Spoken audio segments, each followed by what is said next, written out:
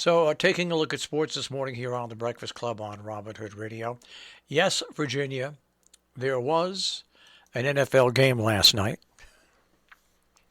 And the Tennessee Titans rallied from 10 points down at halftime to edge the 49ers 20-17 on a last-second field goal. Titans are now 10-5, and they're only a win away or a Cards loss away from clinching their second straight AFC South title. So there you go. And the 49ers, what could have been, I guess it's still possible for them. The 49ers are 8-7, and they lost for the second time in 7 games. They're trying to hold on to a wild card place in the NFL. I think 27 teams. I think the only teams that aren't eligible for the playoffs are the Giants, the Jets, and the Jaguars. I think, and the 2 others, but it's a sad state of affairs here in New York.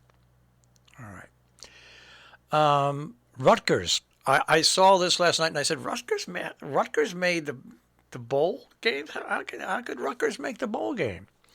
Well, if you remember the story I talked about yesterday, Texas A&amp, due to COVID restrictions, couldn't play.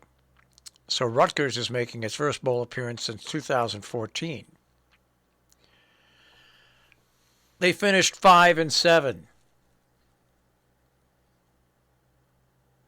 5-7. Now, the NCAA Football Oversight Committee announced that any bowl game can be moved to as late as January 10th if the schools involved need additional time to prepare for competition. Neither Rutgers nor the Gator Bowl immediately confirmed that they would be playing in the game or whether it would still be played on December 31st. I don't like their head coach. I'm not personally, I mean as a head coach. I just don't like it. Texas A&M pulled out of the game on Wednesday because of a lack of available players. NCAA rules do allow teams with 5-7 records, such as Rutgers, to be bowl eligible if there are not enough 6-wins teams to fill all sports. How sad is that? Everybody gets a trophy. How sad is that? I would have just declared the other team the winner. It's a forfeit. That's why forfeits were created, for situations like that. Oh, well. New Orleans Saints are preparing to start Ian Book. He's a rookie after Trevor Siemian and Taysom Hill have been placed on the COVID. This is just getting ridiculous. We won't call it the NFL anymore. We're going to call it the COVID FL. You know, other sport and the NHL has the same problem. You know, they canceled this after the season, for I think about 15 games. And they're not going to the Olympics. Sports news is more than just scores nowadays. Meanwhile, speaking about COVID-19 in sports, the NBA has agreed to lessen quarantine period to 6 days.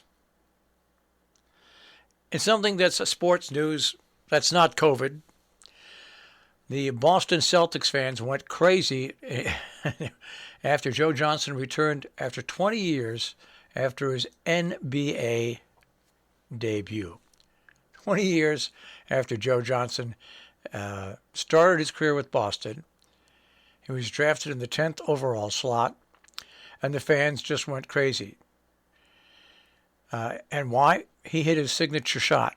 It's an isolation shot. Hasn't thrown it up in more than 20 years. And the Celtics fans were leading the Cavaliers by 14 points when the crowd started, "We want Joe, we want Joe, we want Joe." That's when the 40-year-old Johnson, who last wore a Celtics jersey in 2002, took the court under 2 minutes remaining in the game.